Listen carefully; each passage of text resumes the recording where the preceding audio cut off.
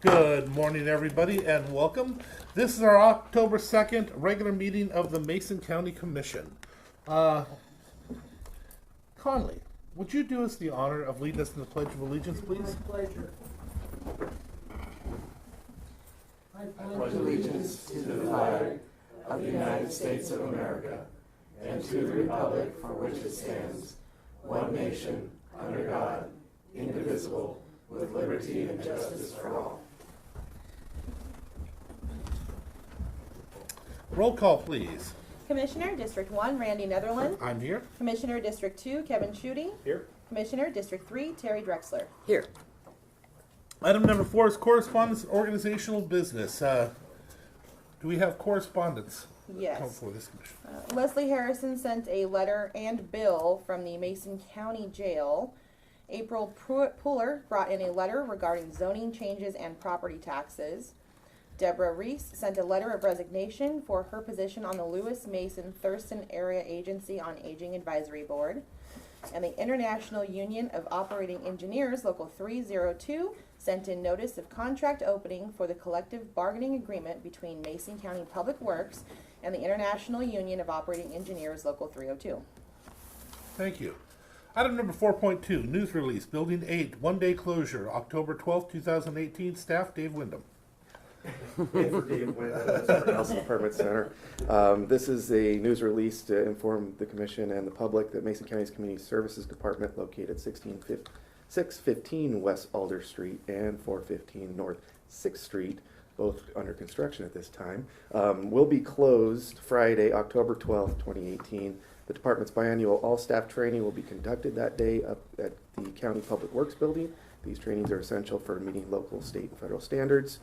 On-site business operations for community service consisting of environmental health, community health, vital statistics, fire marshal, planning, building, and the Permit Assistance Center will return Monday, October 15th. For any questions, contact the Community Services at 360-427-9670, extension 400, or extension 352. Thank you. As you can tell out in the audience, the County Commission does follow the designated hitter rule. That was not Dave Wyndham. With that being said, next up is item number 4.3, news release, 2 open seats on the Historic Preservation Commission, staff Michael McSims. Good And morning. this really is Michael McSims. Yes. Thank you. The Mason County Commissioners are seeking applicants to fill 2 open positions on the Mason County Historic Preservation Commission. The major responsibilities of the Historic Preservation Commission are to identify and actively encourage the conservation of Mason County's historic resources by initiating and maintaining a register of historic places and reviewing proposed changes to register properties. They also work to raise community awareness of Mason County's history and historic resources and serve as Mason County's primary resource on matters of historic planning and preservation. Commission members serve 3-year terms and meet monthly during business hours at the Mason County offices in Shelton. These positions will expire in November 2021. Applicants must be residents of Mason County.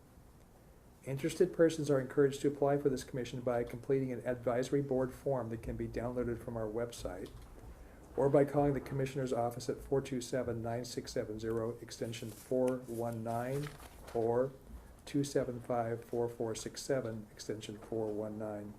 These positions are open until filled. Completed applications should be submitted to the Commissioner's office at 411 North 5th Street in Shelton.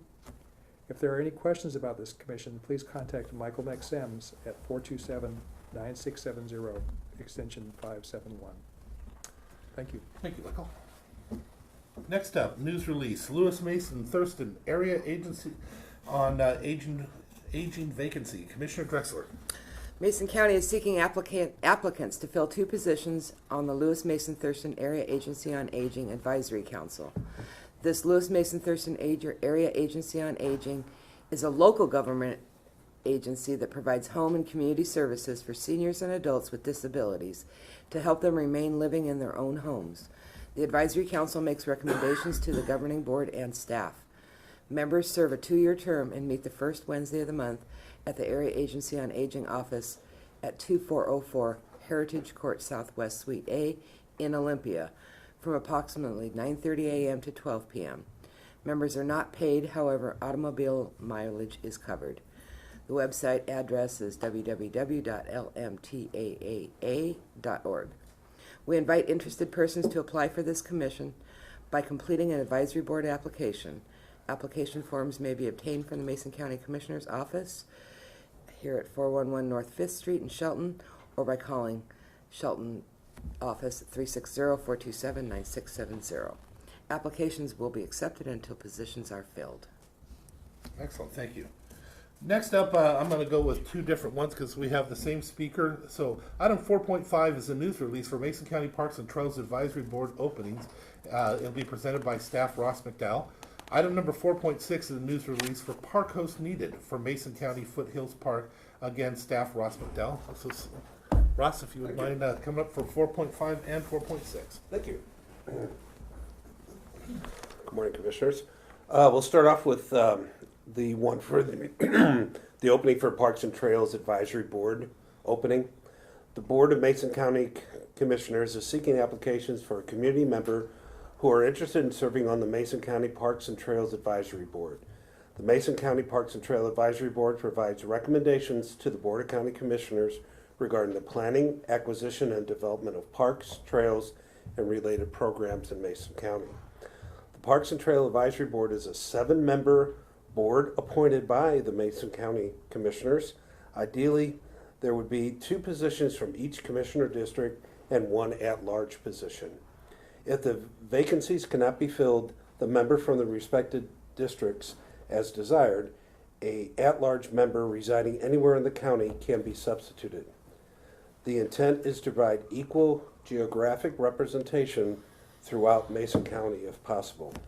If you have an interest in parks, trails, or other outdoor recreational opportunities and would like to make a difference in your community, you are encouraged to apply. The Mason County Parks and Trails Advisory Board meets the 4th Thursday of each month at 5:15 p.m. Interested citizens may obtain an application at the Mason County Commissioner's Office, 411 North 5th Street, Shelton, or by calling Shelton 360-427-9670, extension 419, and in Belfair 360-275-4467, extension 419. In Elma, 360-482-5269, extension 419. Or visit the Mason County website at www.co.mason.wa.us. Applications will be accepted until the positions are filled. And the other news release will be for park hosts needed for Mason County Foothills Park. The Mason County Parks Department is recruiting an on-site park host / caretaker for Foothills Park. The successful candidate must provide their own RV, and the county provides water, power, and septic at no charge. Caretakers are responsible for opening and closing the park, site security, customer service, cleaning restrooms, and light maintenance duties in return for utilities. There is no salary or pay associated with this opportunity. Mason County Parks and Trails is looking for a person or persons who are willing to work nights, weekends, and holidays, can physically make rounds of the park, and have good communication and customer service skills, including the ability to remain calm and friendly when confronted with problems.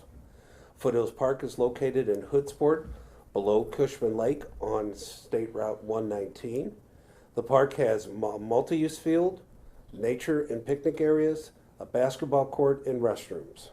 Caretakers need to be present in the evenings, Monday through Friday, and all day on the weekends year-round. Please apply by completing a Parks Host application located on Mason County website at www.co.mason.wa.us/forms/parks/index.php, or contact Ann Voice at 360-427-9670, extension 535, with any questions. Thank you. Thank you. Is there any other correspondence, organizational business to come before us today? No. With that being said, we will move on to item number 5, which is our open forum for citizens input. This is your opportunity to speak to the commission on an item that is not on the agenda. If it is on the agenda, we ask that you wait and you'll be given an opportunity to testify and speak at that time. If it's not on the agenda, you'll be given up to 5 minutes per person, 15 minutes total time limit. We ask that you raise your hand, be recognized by the chair. We'll have you come up, speak into the microphone, and if you don't mind, please give us your name and perhaps where you're from. With that being said, is there anybody in the audience who'd like to speak on an issue not on the agenda? Go ahead, please come on up. Oh, yeah, Dave. Oh, this is on the agenda? Well, I wanted to talk a little bit about the Ennis Bay closure response. Okay, you'll be given an opportunity. We'll pull it off for you. Okay, So thank you'll you. do that, okay? Is there anybody who would like to speak on any issue not on the agenda? Hearing none, we will move forward to item number 6, which is the adoption of the agenda. Mr. Chair, I move the adoption of the agenda as presented. Second? It's been moved and seconded for the adoption of the agenda as presented. All in favor signify by saying aye. Aye. Aye, the motion carries. Item number 7, approval of the minutes. Mr. Chair, I move approval of September 11, 2018 regular meeting minutes as presented. And I'll second. It's been moved and seconded for the approval of the September 11th, 2018 regular meeting minutes as presented. Any additions or subtractions? Hearing none, all in favor signify by saying aye. Aye. Aye, the motion carries. Item number 8, approval of the action agenda. All items listed under the action agenda may be enacted by one motion unless a commissioner or citizen requests that the item be removed from the action agenda and considered as a separate item. We will read each of the items to you, and if there is something you'd like to testify on, we'll just go ahead and take it off, and you'll be given an opportunity to testify on it separately. If you have any questions, you'll also be given questions to help you to decide whether you want it taken off for a separate vote. With that being said, I will read item number 8.1 through 8.4. Commissioner Schutte, if you would please read 8.5 through 8.8, and Commissioner Drexler, 8.9 through 8.11. Item number 8.1, approval to consider the hearings examiner recommendation and approve road vacation number 396 for a portion of West Clequolum Road.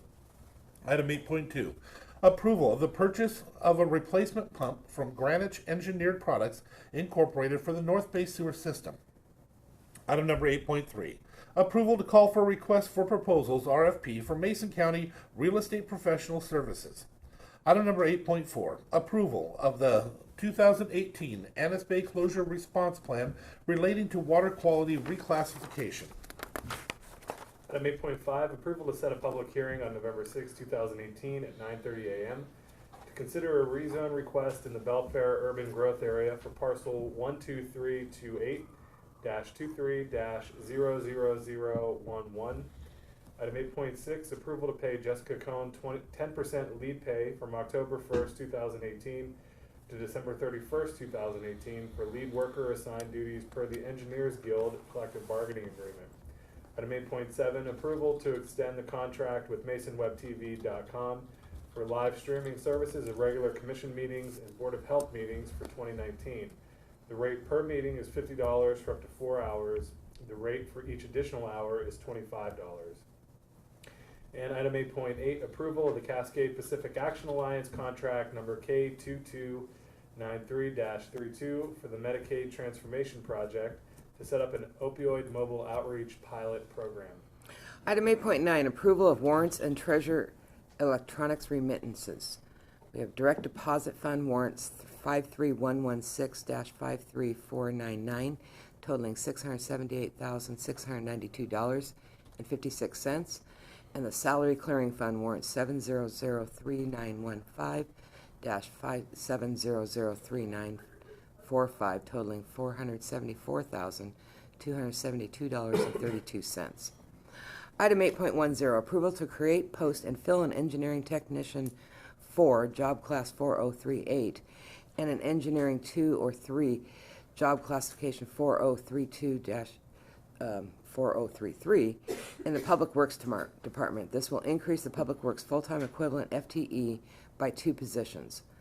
Finally, item 8.11, approval of voicing no objections to the special occasion liquor license application for Oysterfest, October 5th through 7th, 2018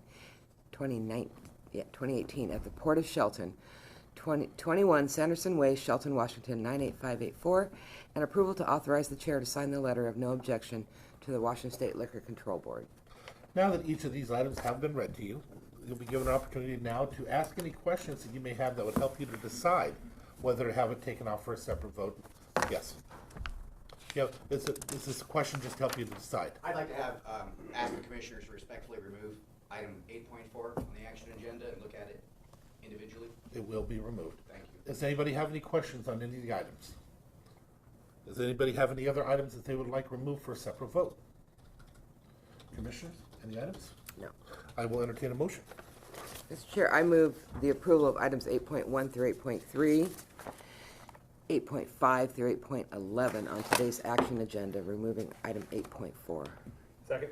Okay, it's been moved and seconded for the approval of the action agenda, removing item number 8.4 for a separate vote. Is there any further comments anybody would like to make?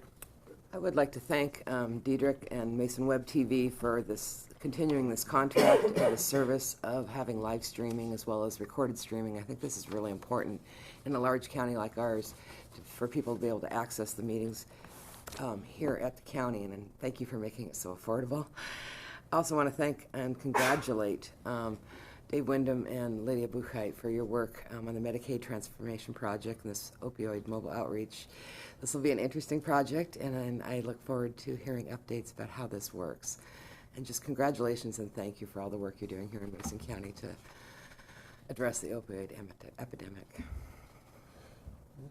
Again, Diedrich, I've been around when you were first experimenting with this. You sure have come a long way. If anybody was sitting on this side of the table, they will have watched it in the beginning with a small little camera or using the one that was up in the corner already fixed. Now we have a whole sound system and motherboards and cameras and everything everywhere. It's sure gone way up from there. You've done an excellent job, and we appreciate it. One little comment on the approval for no objection. We're cutting a little close on the Oyster Fest thing. With that being said, is there any further comments? Just one snarky comment on the liquor license. Did you guys remember to get oysters too? Yeah. I'll check.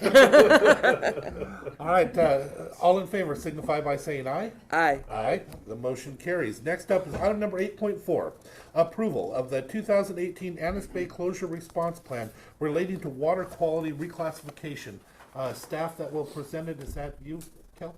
Or who? That'd be Katie Okay. or Dave. Or Dave. Let's have Katie do it. Any one of you. Yep. Please step on up. Rock, paper, scissors, board. Well, what we have today is something we've been working on for maybe the last, collectively maybe 6 months, when we first got the news that this area was going to get reclassified from approved to with a conditional approval based on flood levels of the Skokomish River. So we came up with this plan and worked with DOH and the Skokomish tribe very closely to try to come up with which is a pretty similar PIC program to what we normally do. And the cool thing about this one is that we had funding for it already with HICPIC, with the Hood Canal Corridor Council. And so we were able to actually get it written in a reasonable amount of time with the money that was available. And with the continuing funding, most likely, of the Hood Canal Corridor Council's funding for our HICPIC, we'll be able to implement this in a much more timely manner than a lot of the other programs that we've come up with. Is there anybody else who may have a question for the presentation the staff just did? You'll be given an opportunity to testify, but if you have a question on this, now's your time to ask. Yes, Conley. Is it A or B water system? Oh no, surface water. So Okay. it's going to be identifying and investigating non-point pollution sources into this specific bay in order to improve water quality for commercial shellfishing and protect public health. Okay, does that fit in with the orcas? The orcas, hopefully improved water quality will help orcas. Yeah. Thank you. Thank you, Conley. Commissioners, do you have any questions? Just a curiosity. So, it's dealing with, or it's there's an involvement of the flooding of the river, which is of course part of the Army Corps of Engineer work with our, is that Public Works that's working on that in the Conservation There's District? a lot, yeah, and I then don't- also the Skokomish I don't Tribe see also any- has. Yeah, I don't see any programs. reference to, in the plan, to some of that work. And is it because it's out of our scope? Yeah, Or- yeah, more or okay. less, yeah. Okay, thank you. I mean, I can always add more background information, but to give people a better understanding. But the work that's actually going to be completed by Mason County is detailed in there. Okay. Any further questions? Thank you very much. Mhm. Next, I'll allow, we will open up for testimony to allow you to testify. Of course, we always ask that you please be respectful, treat everybody with respect. Face and look at the commission. It's the commission you'll be speaking with. With that being said, please come on up and announce for the record perhaps who you are and where you're from. Although we know, we still need it for the record. Well, thank you, Commissioner Netherland and Judy and Terry. It's a pleasure to be here. I want to give a shout out to Ms. Latanyas for the incredible amount of energy and effort that she has put into this proposal. There is a reason why we're recommending not adopting it, okay? And that is that we've got to get to the finish line on this thing. A few points. First of all, the closure affects the shellfish industry drastically. That has not been mentioned as being one of the stakeholders. And we're asking that that be an integral part of a revision and an improvement on this particular agenda. The second thing is that it's very critical. First of all, it's wonderful that we have septic tank monitoring that took place, but we need to push it to the finish line. And what that really means is that to identify a septic for as a source of potential contamination is one thing. To compel solving it is another. That's the step that the county needs to take in terms of ensuring that if there's an identified septic, that there's a round trip to see to it that it's resolved and completed, not just a reminder. So I think the solution here is that the county could easily create a database that have people that have on-site septics and manage it. And I think that Mason Health is a source to make a commitment to a truly complete system for septic tank monitoring, which is a major item that's on this proposal. The final point here is really, in the proposal we talk about managing non-conforming land use, and in the flow chart we don't have mitigation identified. We need to. In other words, a dashboard does not name the obvious. Creation of a farm plan is vague for agricultural areas. And we're well aware of non-conforming land use on the river delta, as well as long-standing cattle grazing in that particular area. Nothing has been done, and the proposal does not suggest proper mitigation to defray the impact of that type of land use. So the flow chart that was developed in the proposal points to the Department of Ecology as the final resolution for agricultural nonconformance. That's the end game. The beginning game is really county health to identify these areas that are nonconforming, and again have a round-trip solution in terms of solving it, preventing it, solving it, and making sure that we have a go-forward that's going to protect the integrity of Annis Bay. That's the reason that we're asking that the commissioners not adopt the Shellfish Protection District in its current form. I think it just needs more work. We are requesting that perhaps a Citizens Advisory Board can create a larger presence and a web to include more stakeholders and establish accountability as the source and not the destination. So that's kind of a wrap up of the recommendations that we're giving. Again, I think it's an excellent beginning. We just need to go further before we adopt this. Thank you. Thank you. Oh, I also have, if you want, some notes if the commissioner. Yes, if you would share it with us, we'll keep them. Sure, okay. Did you have any questions for him? Thank you. Commissioner Drexler. Well, I'm trying to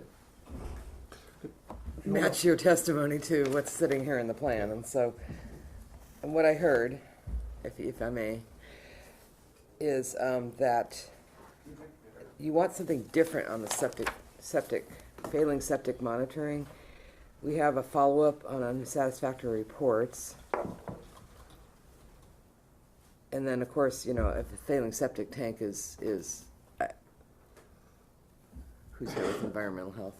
I guess you'll be, if a septic tank has been known to fail, I mean. Then we post the house for non-occupancy. Yeah, it has to be. I don't know what else you would want. Unless the owner is making clear, obvious, work to, getting permits, hiring people, getting people out there to fix it. I had one of the same question, because Yeah, so I if do you know could- that once it fails, we don't just send them a letter and it's done.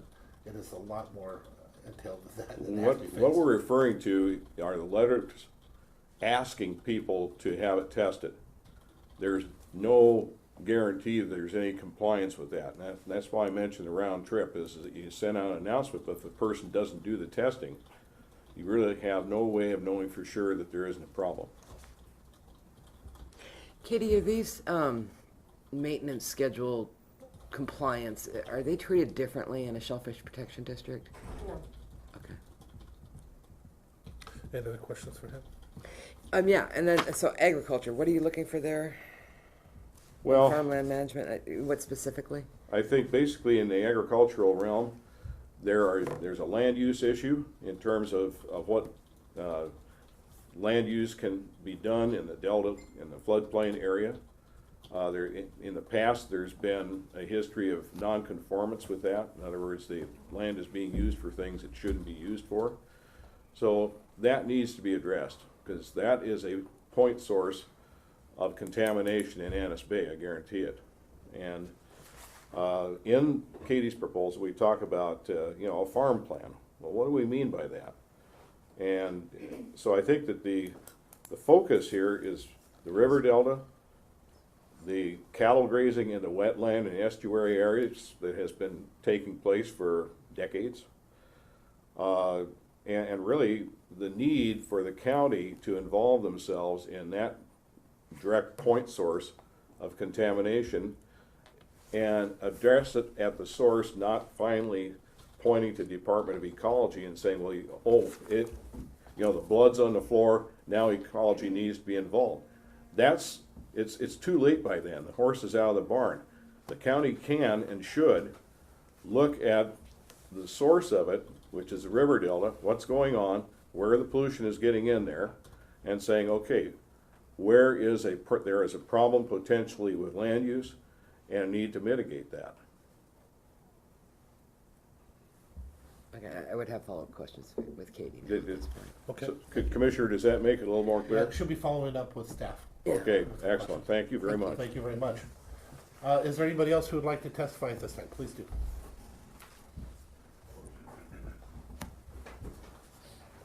Good morning, Scott Grout, Southeast 190 Arcadia Road, Shelton, Washington.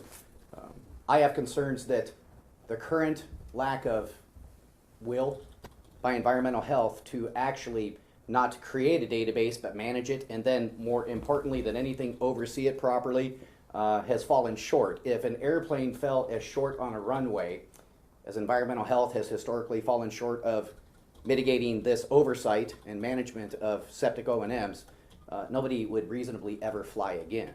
With that said, I talked to a few shellfish growers, one of them who last year received a wonderful letter from Mason County Environmental Health, explaining the need to get a septic operation and maintenance done. No follow-up, no action. So when you had mentioned, Commissioner, when you find a failing system, it doesn't go away. I get that. Who's making sure that all the systems are operating? That's where the crux of the problem lies. If somebody has a failed system, doesn't have the revenue, or is a very a pious person in their land beliefs and doesn't think the county should be involved, whatever their beliefs are, environmental health doesn't follow up. When I spoke to the director, he said that they just don't have the resources. That's the famous caveat for any bureaucrat to say they don't have the resources. I know that there's funding issues, but if there's no resources and no intent to mitigate. I live out Arcadia Road. I'm a shellfish grower. I tend to be very self-righteous when it comes to septic systems. I've never received a letter from Mason County O&M request from Environmental Health. Yet I've updated my system, I pump it, and my land borders Mill Creek, which flows into Hammersley Inlet, which impacts shellfish beds. We need to all be a part of, we need to be singing from the same hymn. Right now we have environmental health claiming, well, we have a database, we have an O&M system, but they don't actively manage it and force compliance. It's pretty deplorable. And I did go down and, while I did receive the notice of the Annas Bay Closure Response Plan from, environmental health, I was told that if I were to submit my comments, they would be reviewed. I've seen in the past when things are reviewed behind closed doors, we have a rubber stamp ramrod, to put it bluntly. The rubber stamp ramrod hasn't worked in this protection district in the past. That's why we've reached a level of failure. I represent hundreds of acres of land in Annas Bay that are very profitable for not only the Skokomish tribe, the landowners. It generates income, it generates revenue, it's a job creator. This approach and this proposal is a job killer. If Mason County doesn't want to embrace shellfish and the importance of its historical legacy with the Salish Treaty tribes or even the shellfish industry, adopt the proposal, and in 3 years we'll be closing down more and more acres. We need environmental health to get a fire lit under their feet, to get them moving, and not just say they have a database and then have there's no oversight. It falls short. So with that, I yield my time. Thank you. Thank you. Is there anybody else who would like to testify at this time? Hearing none, would you mind joining us again up front, please, for questions? Katie, was there any consideration of having shellfish growers stakeholders in this group? Well, for every draft that I came out with, I sent it to all the agencies and all the shellfish growers that were in the area. And invited them to be part of the stakeholder group? Yeah, yes. Okay, and you didn't receive a response? I didn't receive any response, no. Well, that answers that question. I received one phone call after the response was, the response date was closed for that draft, and then after another draft, we still didn't hear anything. Okay.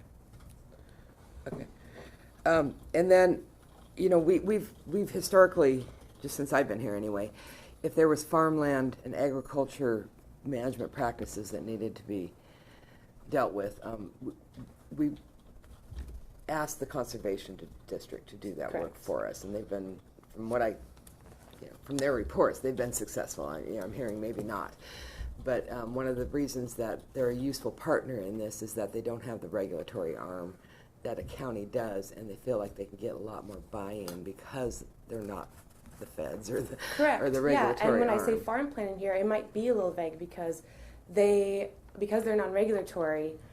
Like, the farm plans are so subjective to the land and the farmer's needs that they just say farm plan, and we're working with that farmer to implement BMPs, and that's about as far as we get on Can those. you talk to me a little bit about where ecology fits in with this? So that's if we can find a direct violation. It works better if we, involve them through the steps and they know about it, and then once they find a direct violation, they can step in as a regulatory non-point pollution in that sort of in order to, because it's not so much as a land use thing, it's polluting waters of the state. It's a pollution at that point. source. Yeah. And that is, is that the is there a place where the county to be involved in that prior to ecology? Do we have a role RCW-wise, or maybe Dave could answer that? I don't know that we have a role if ecology is the one that is to regulate that. Yeah, I'm pretty sure we just refer it to Mason Conservation District, and depending on who we're working with at the time, we can be somewhat involved in order just to, in case it gets to enforcement or regulatory sort of step, so that we can be there just to give more information on the case. On this plan, now, this is the one that also helps to cover what's been happening for years, basically. The fact Yes. that we do this at a certain point, but we're trying to make it so that this is actually happening on a regular basis, and we keep up on it all the time instead of just when the rains are heavy. Correct. Okay, so in a sense, this is an improvement on what there was. It may not be perfect for what you were asked, but this is an improvement for what it was for the shellfish area at least, because it makes them have to follow it all the time, not just.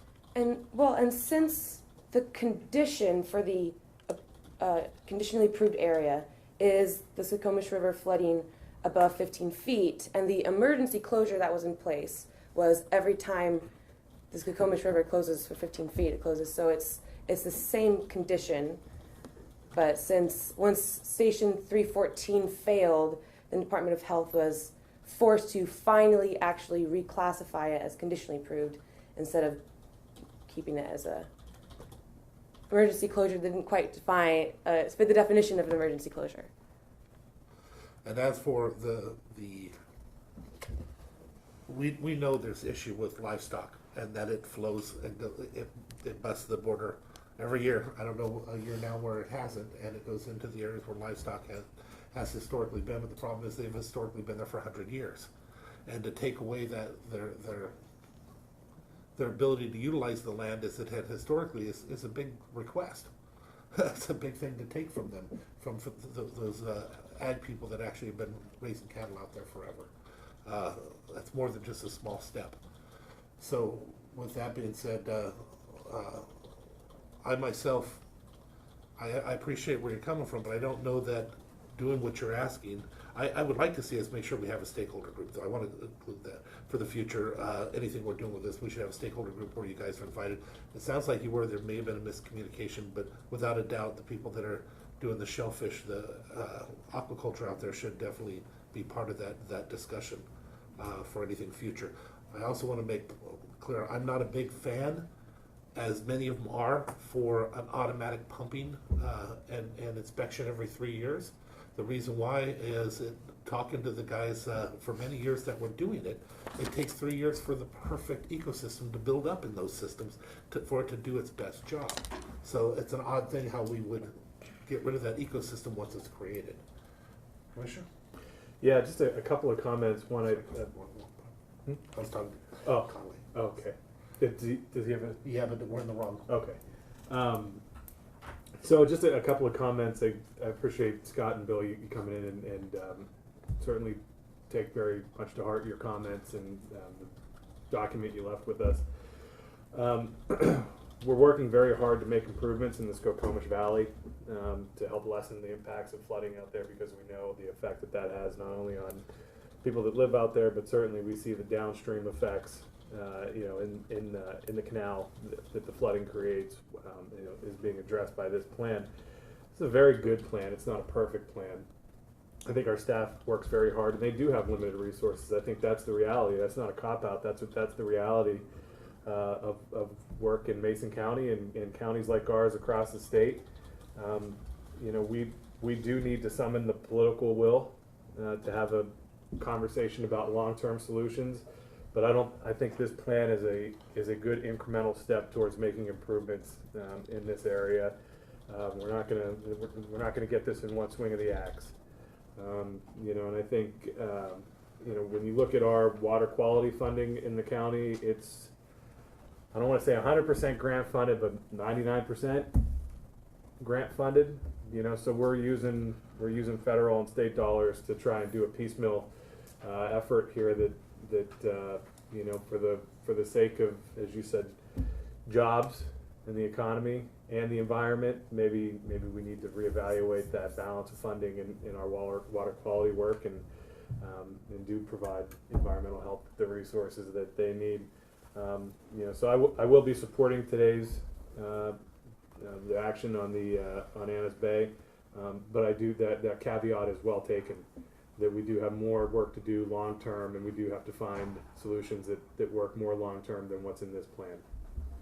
So, Commissioners, since we do not have a motion on the floor at this time, we've already closed public testimony, but we've asked staff to come up. Is there any objection to allowing for questions of staff in regards to the testimony that was just given? Well, I just wanted to make a comment. Okay. Get the opportunity, please. Yes. I think it's you know, this commission, sitting commission here and the previous commission prior to Commissioner Schutte coming on have heard me ask that Mason County implement a septic fee to sustainably fund our water quality program, and consistently have not had support for that. Mason County has used pretty successfully a carrot approach as opposed to a stick approach to our management program, on-site septic management program. And as a result, we've seen shellfish beds open and close, open and close, open and close, and it's getting tough to support this carrot approach and this grant-funded approach of our water quality program. If we truly believe this is an important piece of our economy here in Mason County, as well as, you know, recreational shellfish and the quality of life, I think I would urge this commission to once again consider strongly a septic fee in order to sustainably fund a water quality program. At some level, we may not have to, if we truly have enough boots on the ground, we may not have to adopt the stick approach on-site maintenance. But I think that using the shellfish districts as maybe the first start of being able to compel, you know, go through the database. You did a phenomenal job of identifying the number of septics, the years they were built, which gives us a good idea of saying who in this group of homeowners and property owners that have septic systems are not up to date on their maintenance schedules. And then maybe start there. And so it would be nice to see this plan actually go to that direction, but I just don't know if we have the funding. And maybe this is the place to get started on trying to find a funding source for this type of strong monitoring of the maintenance program. I don't know if these are iterative processes, these plans, you know. Could we adopt it and then still think about amending Oh, yeah, these later? definitely. And we obviously have at least one shellfish company that's interested in being, it sounds like, a stakeholder. But I guess I'd like the commission to consider, you know, maybe this could be the start, because Annis Bay, well, maybe it wouldn't be the start, because Annis Bay, flooding is flooding over there, and I think we'll always have that issue until we start getting some of the projects done with the Army Corps of Engineers. My heart was broken when all of all the projects that were on that 40 project list, the ones that said we should dredge were not adopted. And for whatever reason, and I think I know what they are, dredging that river is probably at least one start there. But since we're stuck with side channels and raising roads and those types of things, I think we're going to have to just take the long approach on trying to solve the flooding in that community. I guess if this is an iterative process, if this is a plan that can maybe be amended, then I could approve it now with just the ask that we consider maybe this would be the opportunity for us to consider how are we going to pay for these more stringent monitoring of the septics. If I could just, you know, but I would add to that. I think the suggestions that were brought forward today are fit with a broader effort on water quality in the county, and versus simply just if it's good for Annis Bay, it's going to be good for Oakland Bay. If it's good for Annis Bay, it's going to be good for Hammersley. It's going to be good for North Bay. You know, and I think that's why there's a lot of merit in what was brought forward today. But it has to be part of a comprehensive solution, I think, as we evaluate where we're headed water quality wise in the county. And certainly appreciate all the the comments on doing a shellfish initiative, and we need to be mindful of our future water quality, not just from an environmental perspective, but the economic perspective, because those two can be compatible. They can work hand in hand, and it's a worthwhile endeavor, I think, for our county.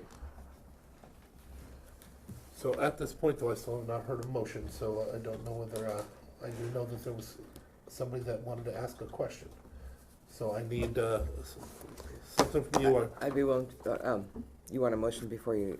Well, no, if take we the have a question? motion, I'll shut down complete, any more questions, but if we want to allow for question, because we did, ask staff to come up and, give more testimony. I'd be approval, or I'd be okay with more questions. Okay, so what I'm going to do is I'm gonna allow for questions of staff. This is not a time for testimony. Testimony's already closed. Because we brought up, staff, I ask that you stick with the presentation and questions you may have in regards to the presentation they gave. With that being said, Conley was the first one that was trying to ask a question. Does this tie in with the state on the orcas and where they're closing down the rivers? No, it does not. Okay, thank you. Did you have a question?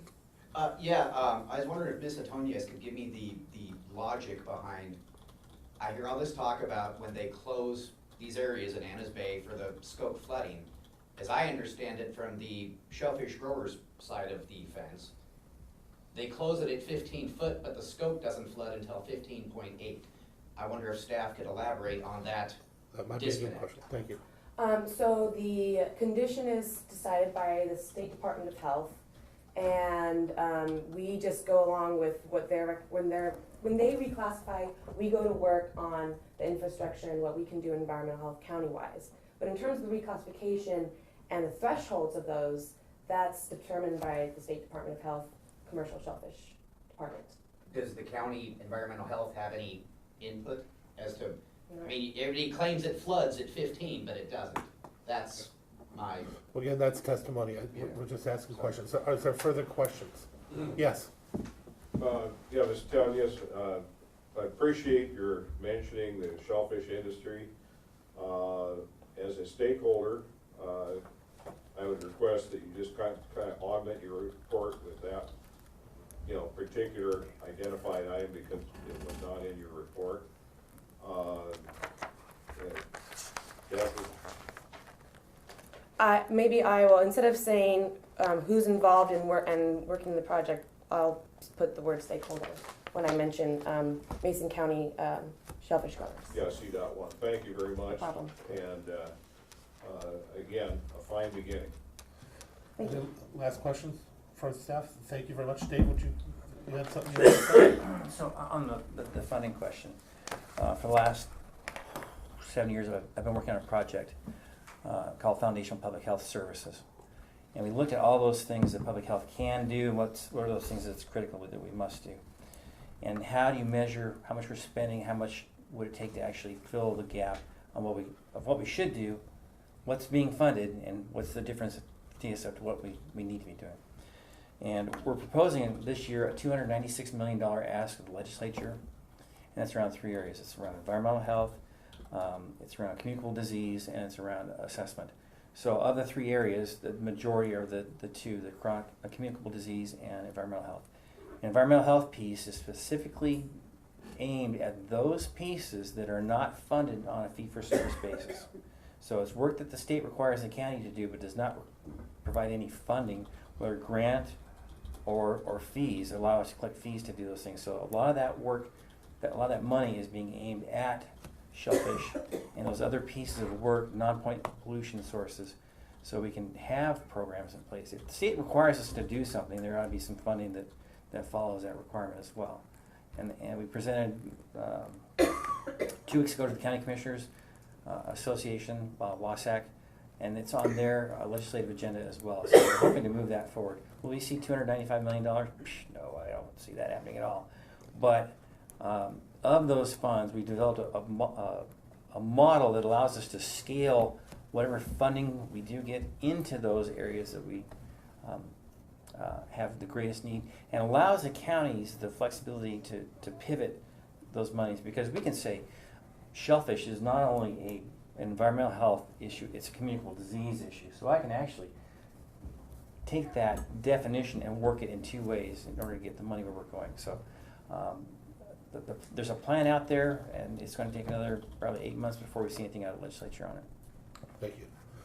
So on this one, Commissioners, it is up to you, whether you would like to make a motion or not. Mr. Chair, I move approval of item 8.4, approval of the 2018 Annas Bay Closure Response Plan relating to water quality reclassification. I'll second. It's been moved and seconded for the approval of the 2018 Annis Bay Closure Response Plan relating to water quality reclassification. Any further discussion? I do want to thank Katie for your work on this. Like I said, I shared with her in briefing, this is one of the better ones I've ever read, in that we've got good data here.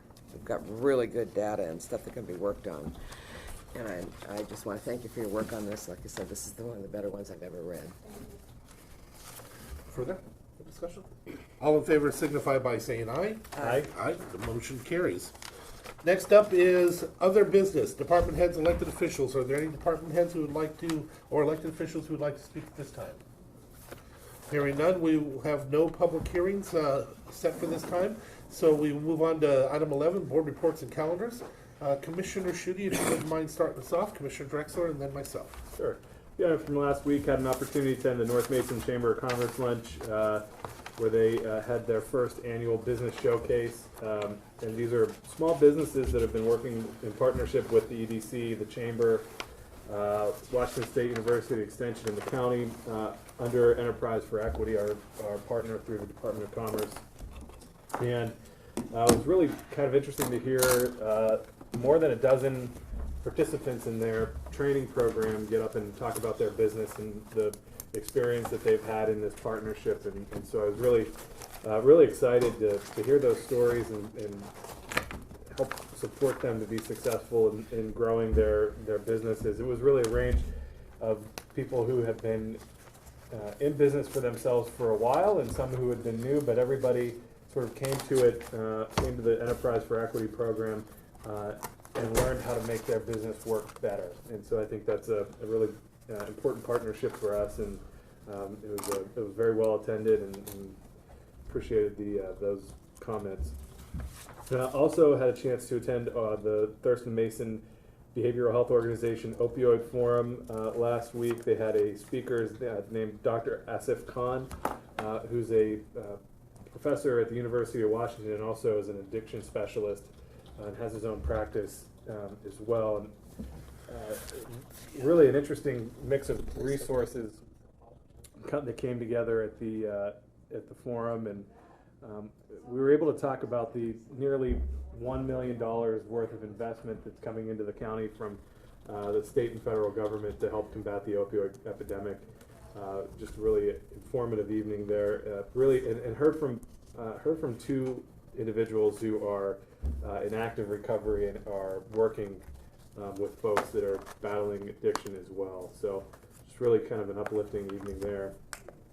Also attended the PUD 1 Customer Appreciation Afternoon up in Hoodsport, and then went out to Truman Glick County Park out in the Matlock area. Our park hosts there, Bernie and Heather Games, each year have an end of the summer picnic for staff, our park staff, and so it's just a way for them to say thank you for everything that our park staff does.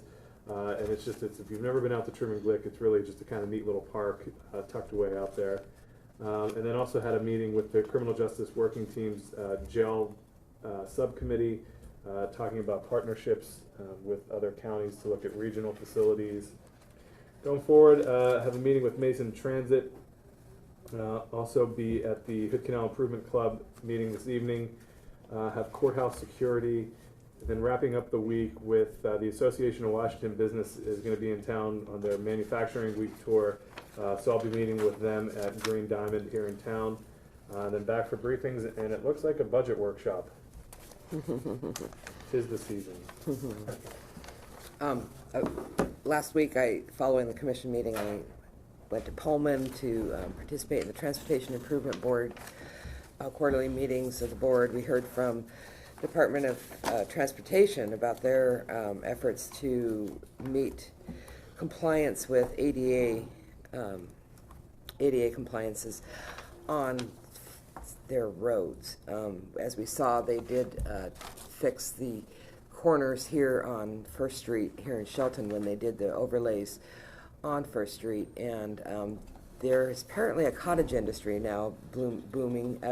Started in California, moved up to Oregon, and they're anticipating it coming to Washington, where noncompliance with ADA needs on state highways is becoming something to sue over.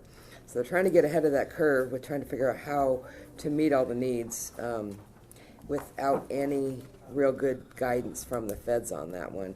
And there was a big question. There had been so much effort on ADA compliance on buildings that I think there was a thought that wasn't necessary on our streets and our roads. And so you put that on top of the culvert issues, we got more needs, financial needs that probably won't be able to be met with the state budget.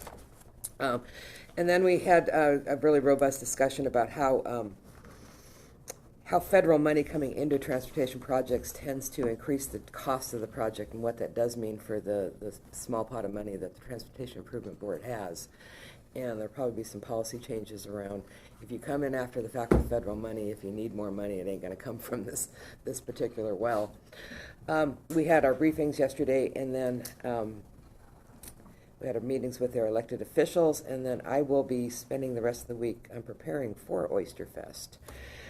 Unfortunately, my job at Oyster Fest means a lot of pre-work and not necessarily much work at the festival itself. So, So does that mean you get to enjoy the festival? no, I still have to watch those campers, make sure they're not lighting the place on fire. Okay, I attended a Community Action Council meeting. I met with the past commissioner to go over some different ideas, and somebody who brought me a lot of information I didn't know about some of the work groups that have been put together in the past, and some of the work that we've had done to look at things like our jails and its capacity. Briefings, we also had our elected officials meeting yesterday, and left board meeting this morning. Economic Development Council alleged meeting is coming up after this.